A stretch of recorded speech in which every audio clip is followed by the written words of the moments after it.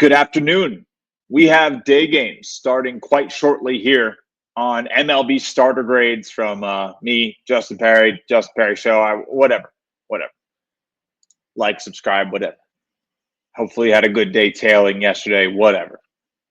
We got day games. We have a great matchup and an interesting matchup, both tipping off probably in about 20 minutes, 30 minutes after this video gets uploaded.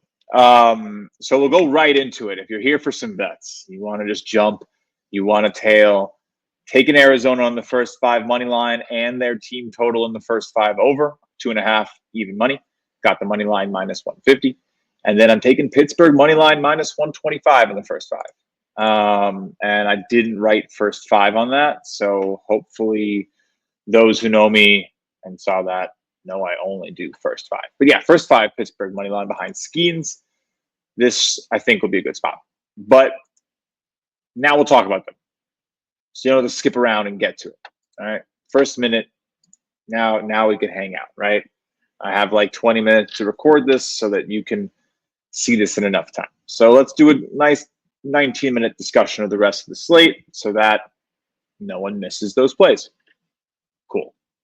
Time's still going to be budgeted, so let's get after it. Gallen and Burke. I mean, if you're taking a peek at the screen with me, what I have is my 3 different grades. I've made 3 grades. If you're new, value grades both have letters and numbers. I kind of stopped doing the letters. I could make the others into letters. If you like letters, fine. The letters and the colors coordinate. The value grades take a peek at how I think a player is doing against their own performance based on their pitch level stuff that I get from Pitcher List against not only their actual performance, but some of their expected performances. I sort of factor all that in there to get a value grade against what has actually transpired. So Gallen getting a B, so he should be doing a little bit better, I think, than what you're seeing from him. And then there's the performance grade, which is really just a very expected metric condensed into what we're seeing from the pitcher underneath the hood, not really caring so much about how anything's going in reality. It has 0. It doesn't account for ERA, essentially. It doesn't know, doesn't care. It accounts for the expected versions only. The market expected performance just essentially kind of leaves out some of the more new age stuff so that if the people who don't use it or don't believe in it, that's kind of maybe where they're going to perceive things, in my opinion. So Gallen looks a little bit worse right now than I think he is, so that kind of lines up with the value grade. Burke is a little worse than I think is performing or is going to perform worse, lines up. So we go against Burke. We trust Gallen. Pretty straightforward. I definitely think runs could be scored here. Both pitchers have been bad. If you like that first 5 over, there's definitely a reason. I took the first 5 team total on Arizona, mostly because I trust that offense a lot more. I'm not super excited about Chicago and that offense very much. I am a Tauquin fan. I see he's at the top of that lineup today, but not super enticed very much further down. This should be a good spot for Gallen, who, I don't know, hopefully has brighter horizons ahead. I like Zach Gallen. Pop quiz, how do you spell Zach? 5, 4, 3, 2, Z-A-C, no extra letter. So that's the Zach quiz. There's another Zach on the thing today. Get yourself ready. Skeens Misiorowski, this is the one everyone wants to talk about. I had to make sure my data was correct like 3 times because of this kid. And that's partially why the video is delayed. But no cuts today, no redos. Not that you're going to know about anyway. Yeah, so as you might see here, he hasn't thrown a lot of pitches. Skeens has thrown a lot of pitches. But the important part here is that, Skeens is better. Yes, what we've seen from this youngster has been electric. I think it's like a near 30% K rate. 1.64 ERA. You can hear the sirens coming for him potentially. I don't know. But a 0.55 whip. And none of the expected metrics are saying that he's going to be like Skeens, who holds a 2.49 FIP, a 3.23 SIERA. And yeah, the strikeout rates are similar, but the XFIP is also a good half run lower. So Skeens might be overperforming his expected numbers, but the overperformance for Jacob Misarowski in those first two games definitely seems a little bit more likely to be an overperformance long term. Also the balance between getting figured out over time, no one really seeing your stuff at the big league level.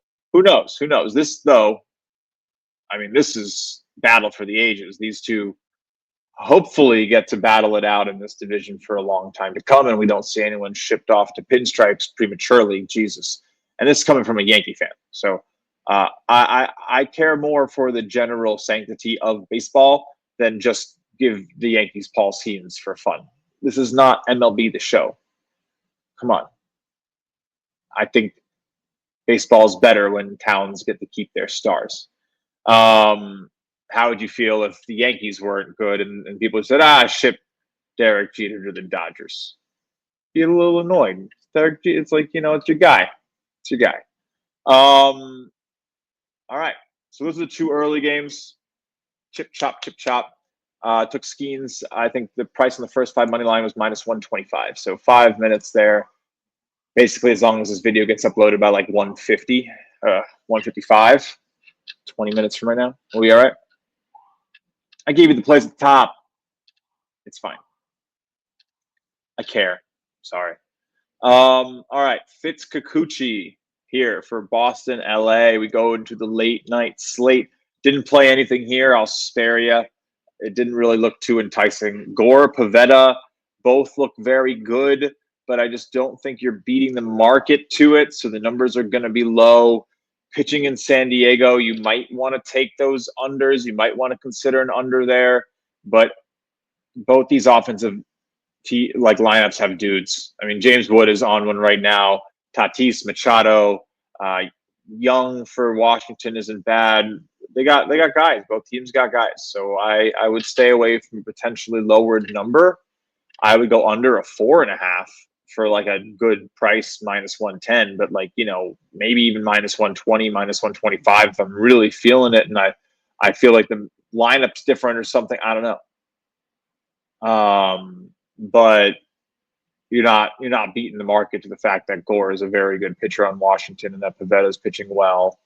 And yeah, so especially if it's like 3.5 in San Diego. I don't think I looked at this one. I could just look.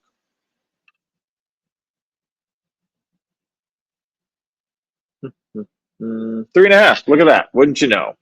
Yeah, I wouldn't touch that. Under 4 is minus 130. No thanks. Nah, if anything, that's the over, just by principle of like getting even money for 4. At some point, I mean, again, unless I don't know. That's again no play, no play. Listen to me, no play. I don't know. I did not take Jacob deGrom today. Again, it's close. It's close. It's right there. I think you can take him if you want, but he's just such a name that I don't really want to pay a minus 165 money line right now. I know the Orioles can be a little annoying, but so can Texas.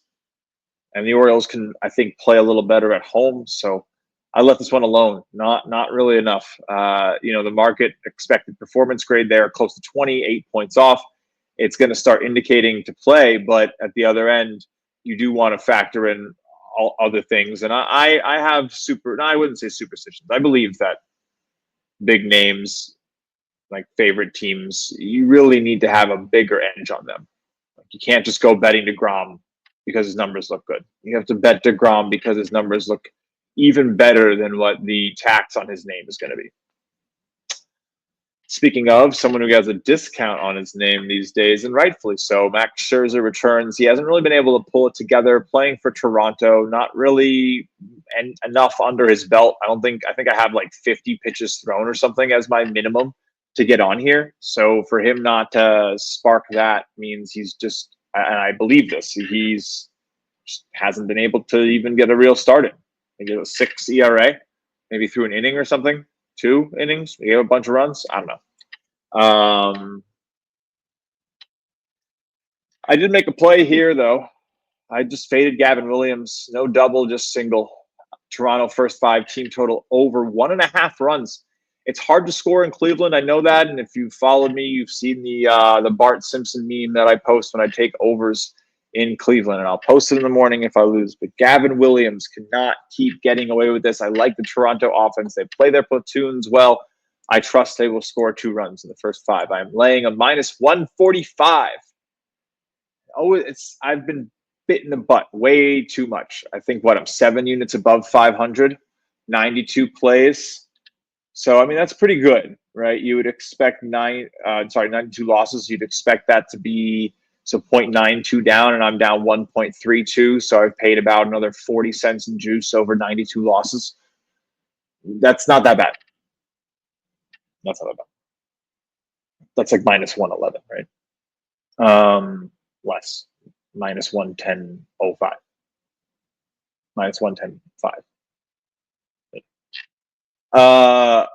Technically, you do minus 110.5. Sorry, these videos are very weird. I essentially have to ramble out loud as though people are listening for 20 minutes. So it's still new. Thank you for watching. I appreciate it. I don't know how long people really watch through, so it might be 1 or 2 people. Appreciate it. Anyway, Gavin Williams, I would do it for no one. Jacob Lopez, next one up. I did take a play against him here. Light trigger there. I like Detroit. You'll hear me talk about this Detroit team a lot. I don't know. They just won their 50th game. They're very good. It's June 25th. I have had my doubts about Flaherty. He has not been performing. It's been ugly those last 2 games. But this is a good spot to get right. These Detroit pitchers tend to do very well at home. I don't have the data to back that up. It's a hunch, but the data is there against Jacob Lopez. He's doing very well. He's been cruising. And if you know anything about me and my betting style, you know I'm going to find the guy who's hot. I'm going to say, doubt it. So yesterday we had to go against Morton, who'd won 4 in a row. A lot of people are high on Lopez today. I will take Detroit first 5 run line minus the 105. That's what I paid. And Detroit first 5 team total over 2.5, also minus 105. So double there. So quick recap: double Arizona, single Pittsburgh money line, single Toronto first 5 team total over 1.5 for a hefty price. Double on Detroit. First 5 run line, first 5 team total over 2.5. All right, now if you're looking ahead here, you're seeing some A pluses down there. I only bet on one of them. And you could probably figure it out before I get there, but I'm not going to make any shortcuts. We're going to talk about Max Fried and Brady Singer, because this is a double. As you might think, this is both these squares, those blue squares, lit up because the market thinks Fried is better than he is, and the market thinks Singer is better than he is.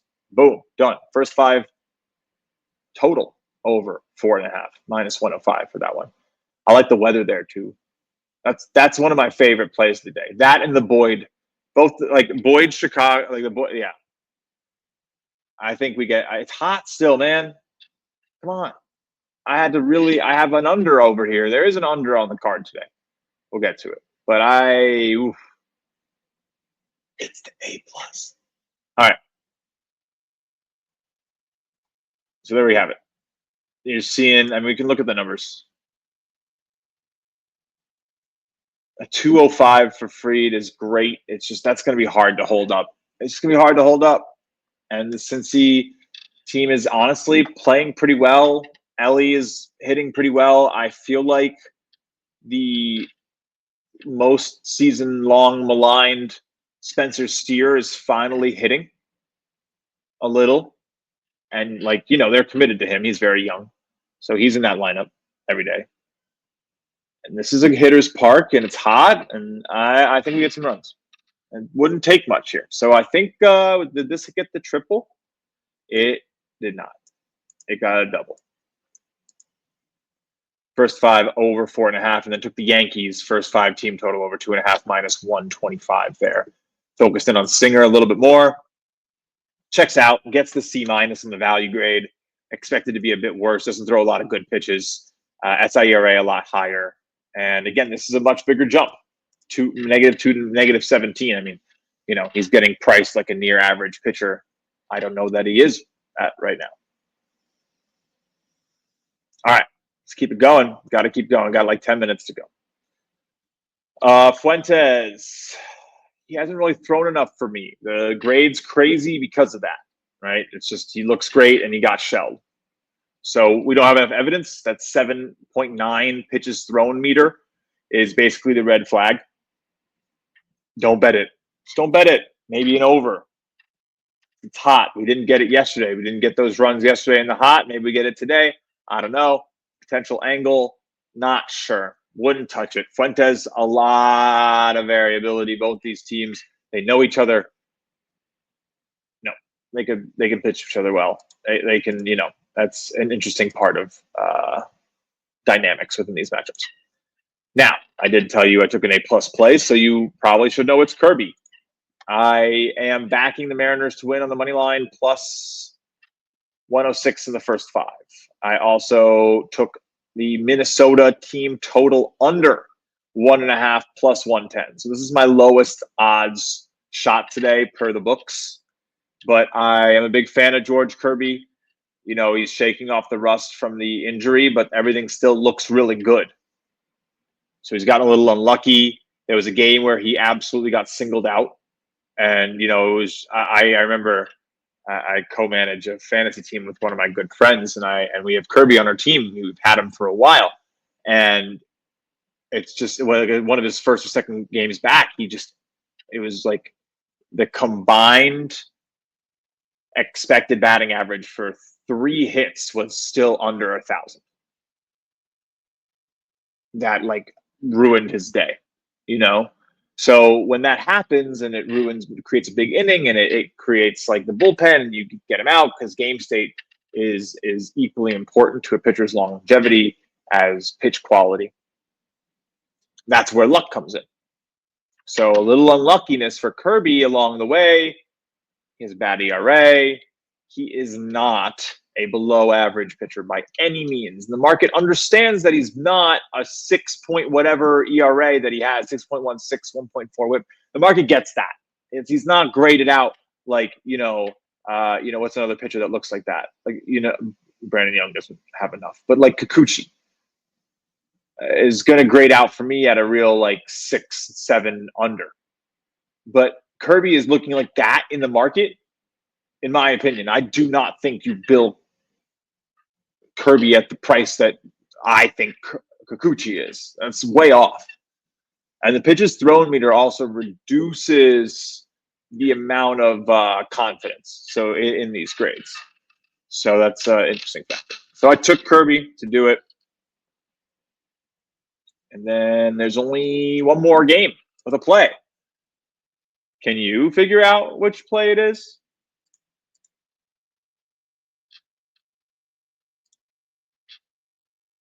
Not that one.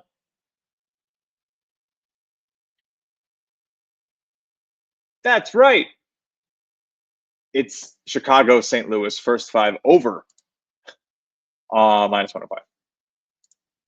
That's it. So we got. We're going triple. I mean, this is a minus 1 to a minus 22. That's magician stuff. I don't know how he keeps getting away with it. Boyd is the same thing. Both these pitchers, to me, are long overdue for some regression. I don't like the D word, so I put the over in front of it. It's a whole different word. But yeah, I took team total over on both for the first 5. Chicago first 5 team total over 2.5 plus 114. St. Louis first 5 team total over 1.5 minus 130. Didn't touch Wheeler, the other Zach. He's great, but everyone knows he's great. Gordon, yeah, you could probably take an under here. You could probably look to the under here, but they didn't even score last night. Not enough for me to jump on that. Would maybe look for Gordon to continue to confound Philly, but I'm not doing that. Anyway, all right, quick rundown for the end here. Arizona first 5 money line, first 5 team total over 2.5. Pittsburgh first 5 money line, Toronto, first 5 team total over 1.5. Detroit, first 5 run line. Detroit, first 5 team total over 2.5. Yankees, Reds, first 5 over 4.5. Yankees, first 5 team total over 2.5. Minnesota, first 5 team total under 1.5. And Seattle, first 5 money line plus 106 there. And then the last one, the triple down. St. Louis, Chicago, first 5 over 4.5 minus 105. Team totals on both over 2.5 for the Cubs, over 1.5 for the Cardinals. Do your shopping. Get your deals. See you tomorrow.